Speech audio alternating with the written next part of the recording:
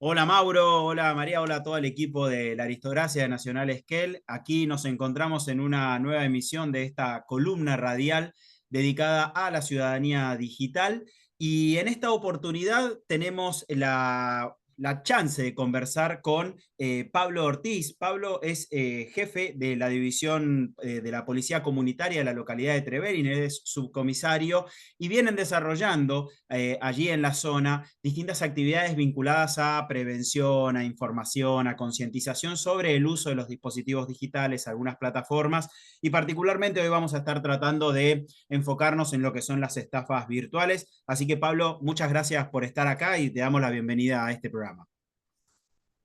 Hola Juan, muchas gracias a vos por el espacio. Bueno, fuera de aire me comentabas un poco cómo te enteraste de la actividad que hacemos. Te llegó un folleto nuestro eh, con la información que le brindamos a los vecinos y para que tengan en cuenta y de esa forma evitar que sean víctimas de este tipo de delitos, ¿no? Las estafas telefónicas y virtuales que son muy frecuentes en estos días. Así que, por un lado, habla de que nuestro trabajo da resultado, es decir, que cumplimos con ese objetivo, que llegamos a los vecinos. Esa es la idea, llegar a la mayor cantidad de pobladores posibles. Y así, cuanto más estén informados, se va a achicar el margen ese de que puedan ser víctimas de este tipo de delitos.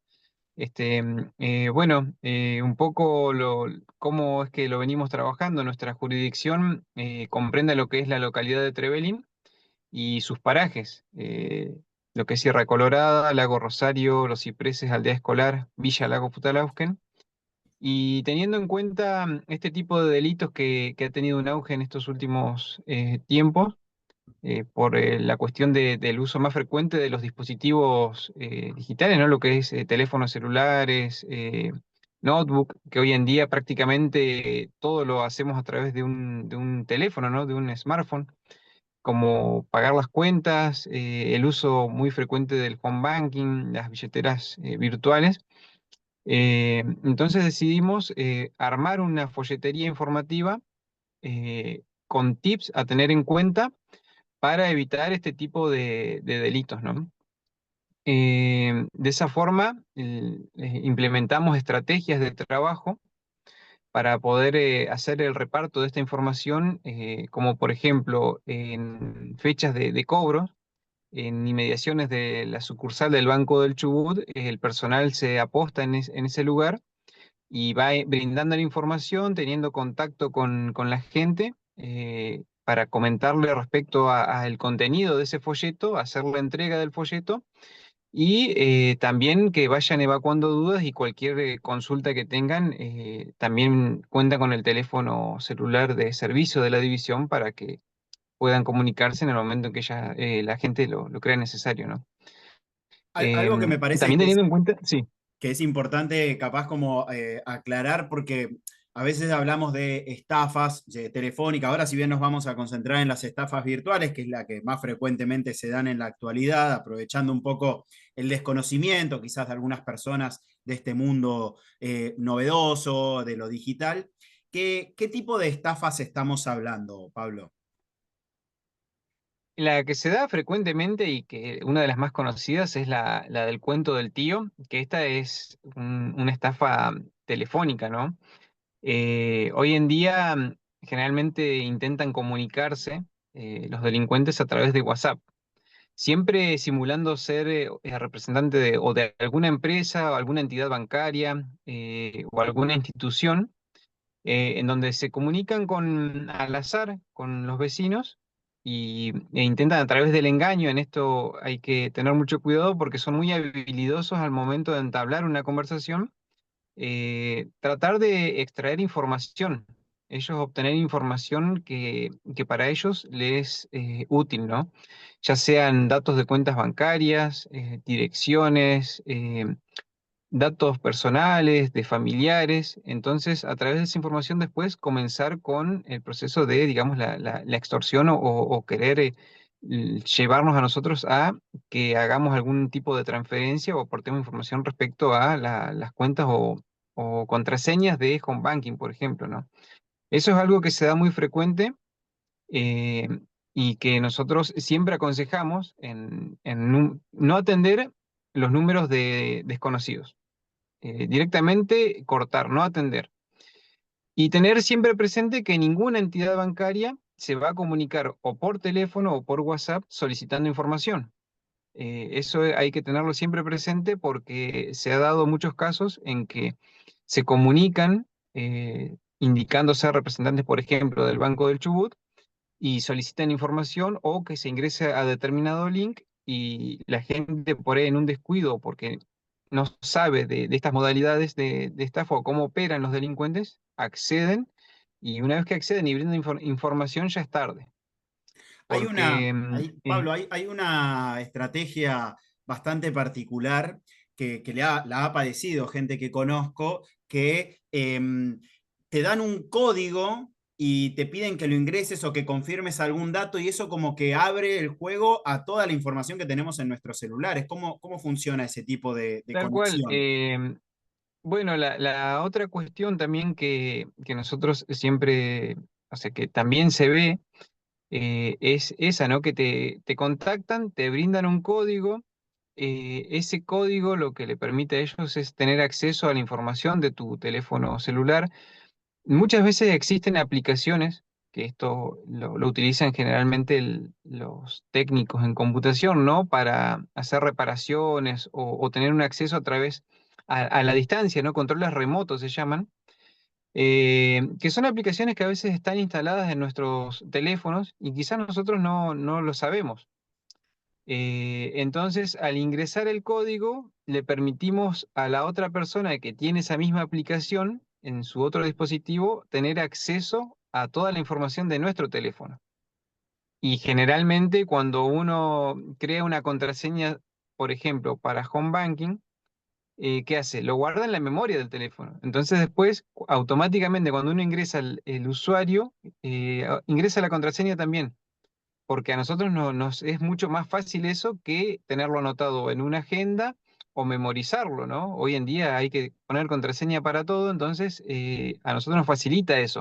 Pero ¿qué pasa? Cuando nos hackean de esa forma nuestro teléfono, le brindamos toda esa información al delincuente y es así como ingresa a toda esa información, ¿no? De esa forma funciona la modalidad esa en que nos hacen ingresar un link, un código, ¿no?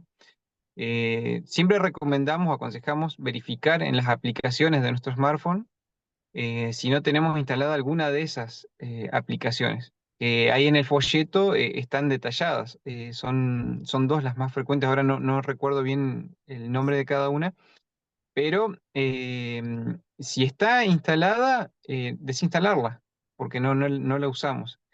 Y si no está instalada, bueno, estar atentos a eso de no descargarla o no ingresar a un link que automáticamente nos haga descargar una aplicación de esas características. Otra opción Eh, también que me sucede a mí, porque yo seguramente la mayoría recibimos este tipo de correos electrónicos, que es otra estrategia, algunas por el teléfono, otras por WhatsApp y esta por correo electrónico, en donde nos llega un aviso tal vez del banco que se va a cerrar la cuenta o algo por el estilo, y al ingresar siempre yo tengo la duda, si yo entro ya automáticamente me toman mis datos o hace falta hacer clic en algún link. Bueno, siempre hay alguna sorpresa ahí que desconocemos de antemano. sí, bueno, esa es la modalidad phishing, que es la pesca, ¿no? Que se ve mucho donde nos llegan correos electrónicos con flyer que son tan bien armados que uno si no presta atención cree que es por ejemplo, del Banco del Chubut, ¿no? Pero si uno presta atención al remitente o a los datos de redacción, siempre hay errores. En el remitente no va a figurar Banco del Chubut. Va a figurar, por ejemplo, Pablo Ortiz. Después, si uno presta atención a la redacción, siempre hay errores de ortografía.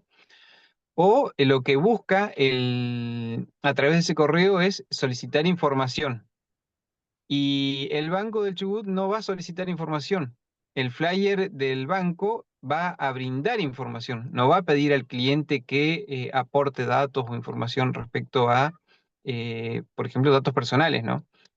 Después con lo que decís con respecto al link, es para eso que te comentaba recién, ¿no? El tema de hacernos descargar de alguna forma la aplicación o si ya la tenemos descargada, poder ellos acceder a la información que tenemos en nuestro teléfono. Que eso también es lo que se ve generalmente, ¿no? Hace poco también le sucedió a una vecina, le llega un correo electrónico donde le indican que le van a embargar el sueldo. Figura ahí que va a ser embargado el sueldo por tal monto, dependiente de tal institución de la provincia, ¿no? Entonces la vecina no se desespera, que hizo bien, porque ¿qué pasa? Estas cuestiones, ¿qué busca el delincuente? La desesperación de la persona, ¿no? Yo me desespero, me están por embargar el sueldo, ¿qué hago? Te figura lo último, comunicate lo antes posible a tal número o al WhatsApp número tanto. Y ese es el error. Si yo me comunico, ya entro en el juego del delincuente y va a obtener lo que él quiere. Si no me desespero y trato de chequear esa información, como hizo esta vecina que se contactó conmigo y me dice, mira, me pasó tal cosa. Me manda una captura, le digo, no, fíjate, el remitente es fulano de tal, o sea, imposible. Después, ¿cómo saben cuánto cobras y dónde trabajás o a qué institución perteneces? Simple, vos entrás en el Google, buscas y te salta toda esa información porque es información abierta, digamos, para acceso público, ¿no? Pueden acceder a través del nombre y sueldos de la provincia del Chubut y saben la categoría, el monto, a qué dependencia, en qué dependencia trabaja. Entonces, con eso arman ellos ese flyer o ese mensaje que obviamente a quien lo recibe le preocupa, ¿no? Pero en este caso, la vecina hizo bien en consultar, en evacuar esa duda y le digo, ignoralo, no ingresas a ningún link ni llamas a ningún teléfono y, y si vos obviamente no tenés ninguna deuda, es una estafa, es un intento de estafa. Así que hizo eso la persona y no tuvo ningún inconveniente. Estamos Pero otros conversando. casos donde sí llaman, viste, se contactan y ahí es donde entran en el juego y lamentablemente después terminan brindando información y le terminan sacando la plata, así sea poco o mucho, por ahí es la plata el sueldo que tienen en la cuenta. ¿Y cuál es la cuestión? Después, ¿cómo recuperas ese dinero? Podés hacer la denuncia, podés ir al banco, podés hacer todos los trámites que correspondan, ¿no? Y que se tienen que hacer ante una estafa, pero ¿qué le preocupa al damnificado? Recuperar su dinero, y eso es prácticamente imposible. Entonces, para evitar todo ese dolor de cabeza, digamos, de alguna forma, antes de meter la pata, por así decirlo, ¿no? Eh, no perder la calma y verificar. Llamar al 101, acercarse a la comisaría más próxima o a la policía comunitaria. Nuestras divisiones, somos 7 divisiones en toda la provincia. Poder, en este caso, con nosotros, contactarse acá en Trevelin y le vamos a brindar el asesoramiento necesario para que no sean víctimas de este delito, ¿no? Estamos conversando con Pablo Ortiz. Pablo es el jefe de la división de la Policía Comunitaria de la localidad de Trevelin. Yo para repasar un poquitito, porque me parece que hay algunos tips interesantes. Lo primero que decías, cuando estamos hablando del cuento del tío, nos referimos a una llamada por teléfono de un número desconocido o de un número privado.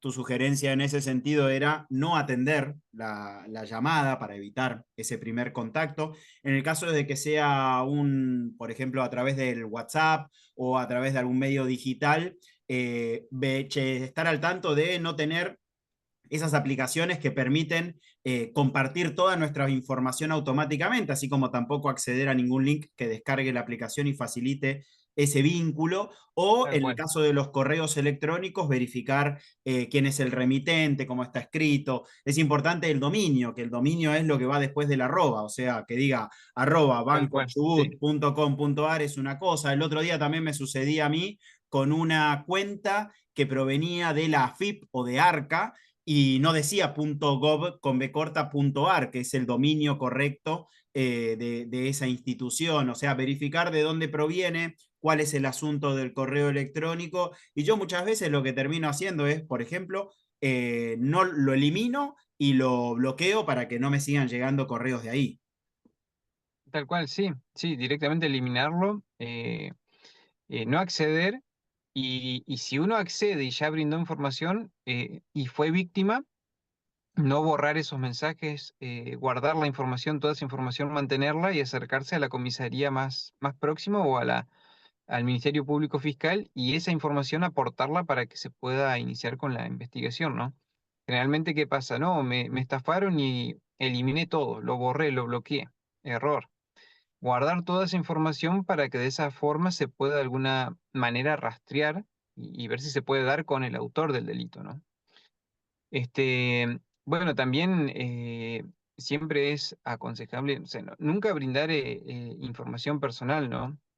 Datos de familiares, las direcciones, dónde se encuentra uno, o si vive solo, por ejemplo, porque toda esa información es la que después utilizan, por ejemplo, en el cuento del tío, para llamar y decirle, mira, habla tu sobrino, habla tu ahijado, tu tío, me quedé tirado en la ruta y entonces, sí, sos vos y cómo, o sea, después la pregunta es cómo me hablaban como si fuese realmente mi familiar.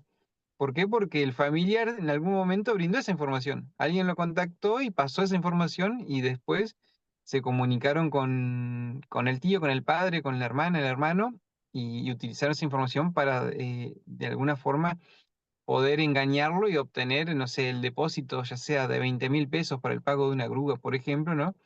Y resulta que después lo chequeamos y no, si yo estoy bien, estoy en mi casa, estoy acá, no viajé a ningún lado, o qué hice, ¿no?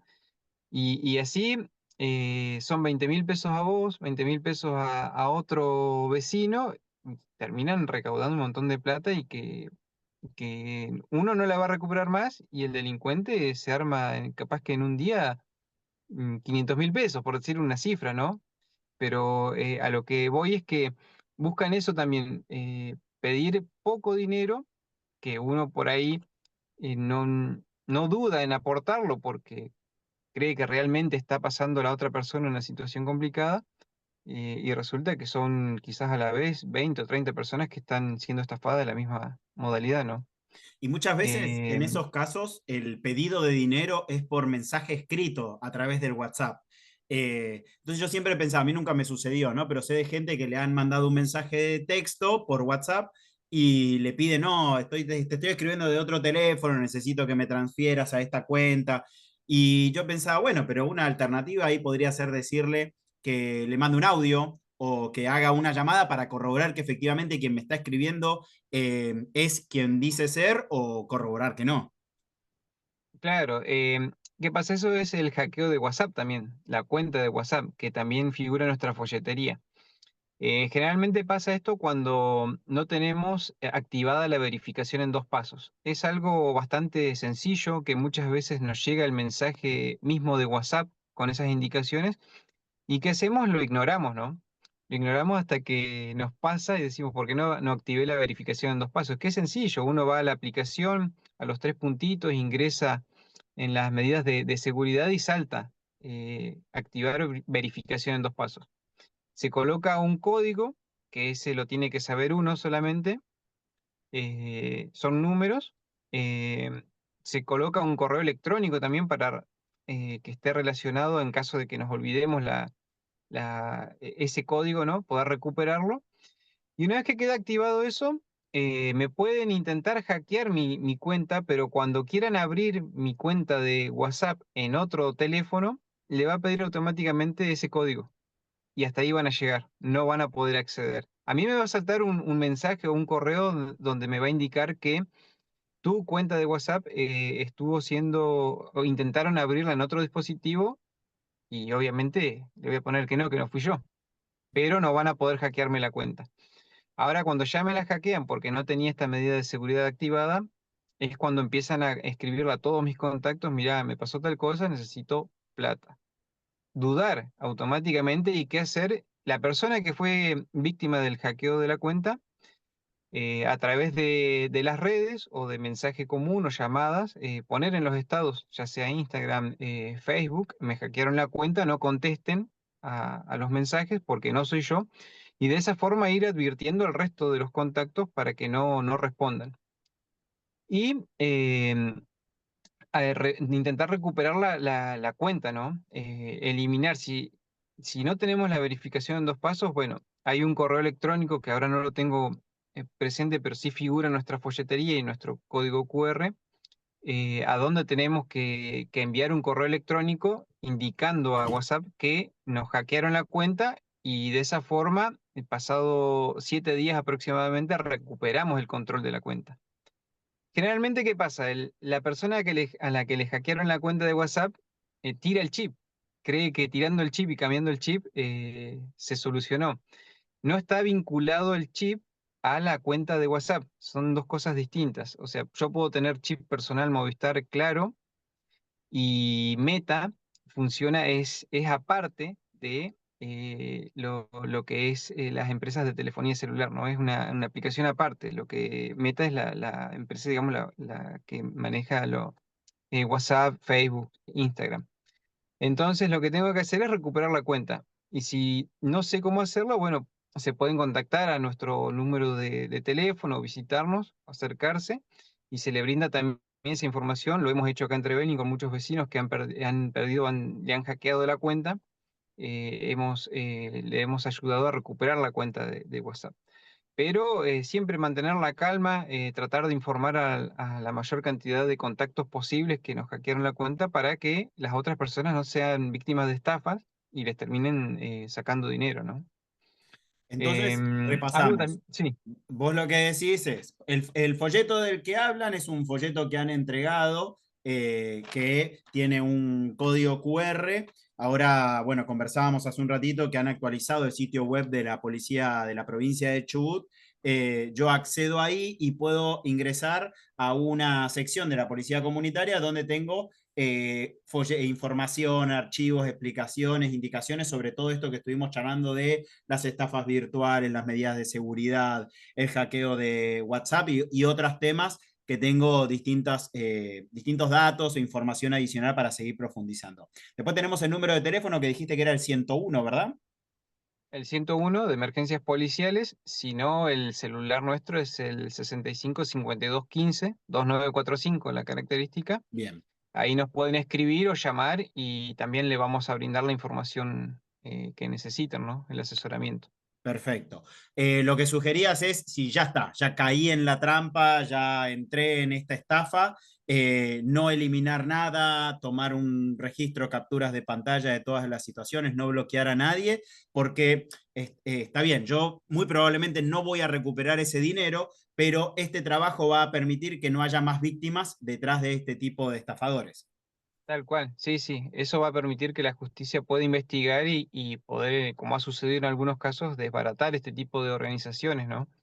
Que generalmente operan desde alguna cárcel, algún instituto penitenciario, donde tienen las 24 horas del día, los 365 días del año para estar pensando en cómo seguir cometiendo este tipo de delitos, ¿no?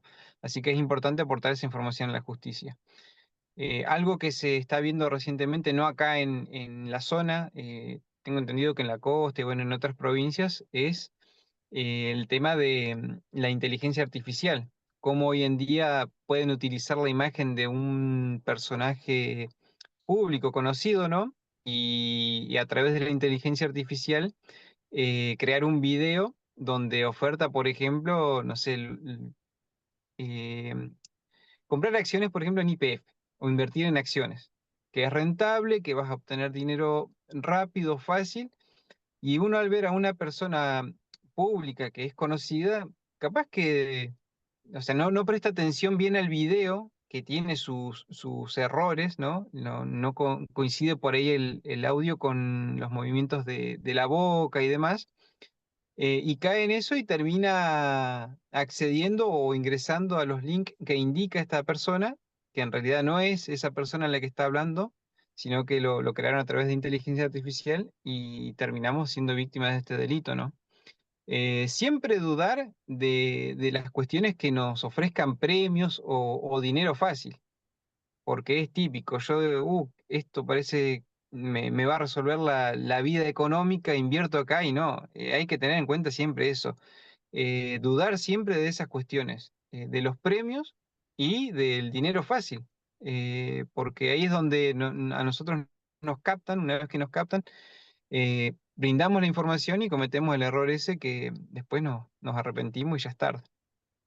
Pablo, vos también me contabas que aparte de todas estas acciones de comunicación, concientización, brindar aclaraciones, explicaciones, por ejemplo, en los momentos de cobro, dan charlas en las escuelas, han tenido charlas con adultos mayores para poder facilitarles el uso del celular, los dispositivos digitales.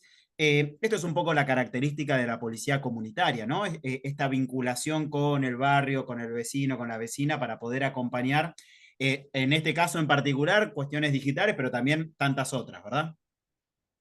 Sí, la esencia de la policía comunitaria es eso, la proximidad. eh, Se trabaja a través de equipos de barrio. Los equipos de barrio generalmente son binomios, dos efectivos que recorren a pie distintos sectores de la localidad, y de esta forma nos permite tener ese contacto directo con el vecino, ir entablando diálogo, y ese diálogo nos va generando luego una confianza, ¿no? Donde no solo buscamos atender cuestiones que se vinculen a lo que es el delito, ¿no? La prevención del delito, sino muchas veces también inquietudes que surgen ya sea en los barrios o en los parajes, como nos pasa acá en Trevelin, y nosotros poder brindarle esa información o ser el nexo entre otras instituciones a las cuales la gente por ahí no tiene un acceso tan fácil, ¿no? Eso es lo que nos va generando la confianza con el vecino, el poder atender y escuchar las problemáticas, y de esa forma ir dando una respuesta, ¿no? Ese es el trabajo nuestro, y de así ir conociendo las distintas realidades de cada sector de nuestra localidad, para de esa manera, de forma conjunta con las comisarías, poder brindarles esa información, y lo que se detecta en cuanto a lo que puede ser,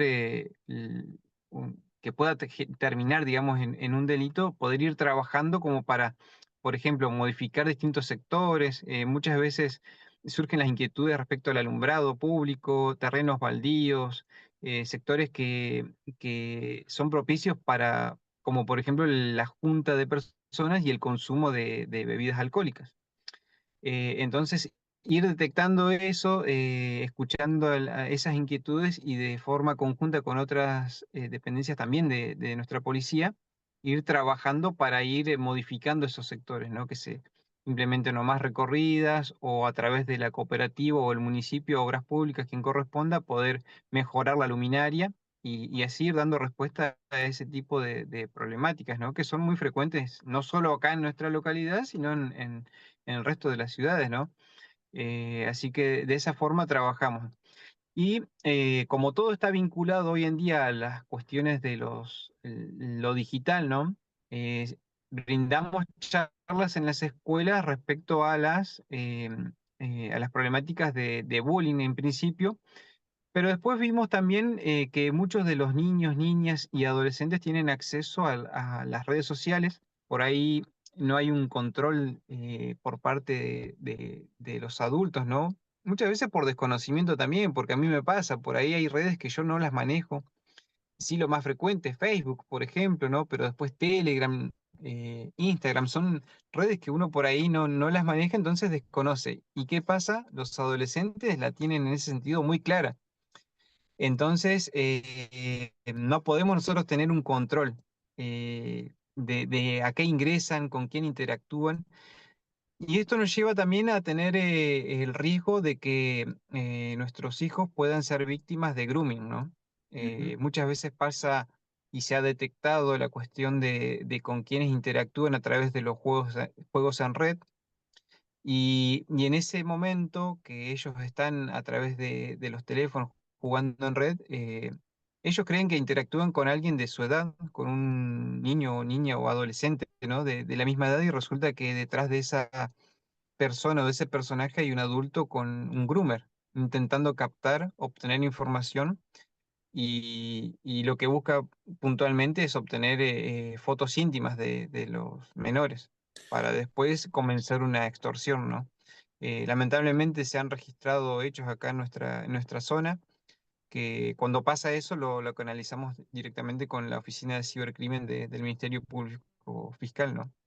Entonces, Y por eso es lo que buscamos siempre en las escuelas es generar estos espacios de concientización, de reflexión y también para que ellos puedan comentarnos, después de la charla que se brinda, comentarnos su experiencia. Y ahí es donde surgen estas inquietudes, estas consultas y detectamos de manera temprana esta problemática, ¿no? si te Que parece, es, dejamos para una próxima salida, para una próxima columna, abordar estas cuestiones del ciberbullying, del grooming, que son temas que atraviesan a toda la comunidad y está súper interesante que lo puedan hacer ahí territorialmente en los barrios. Sí, Juan, sí, sí, genial. ¿Vale? Lo podemos desarrollar en otro momento y brindar información respecto a esto. Bien. Eh, Y bueno, es un poco eso, es la función nuestra, ¿no?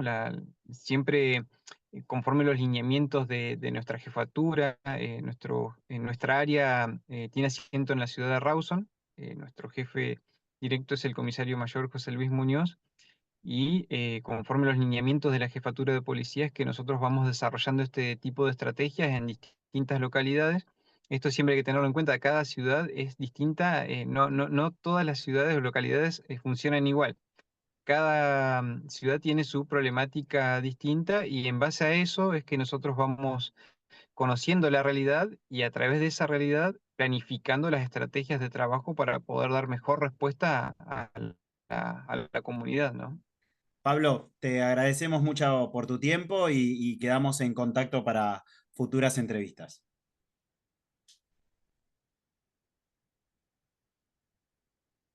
No, Juan, al contrario, gracias a vos, gracias por dar difusión a nuestra función y por, bueno, haber recibido la información a través del folleto, tenerlo en cuenta. Justo hablábamos del QR, una actualización de la página nuestra que ahora no está funcionando, pero entre hoy y mañana ya tiene que estar solucionado el acceso ahí al QR y donde puede la comunidad en general acceder a esta información y tenerlo en cuenta para evitar este tipo de delitos.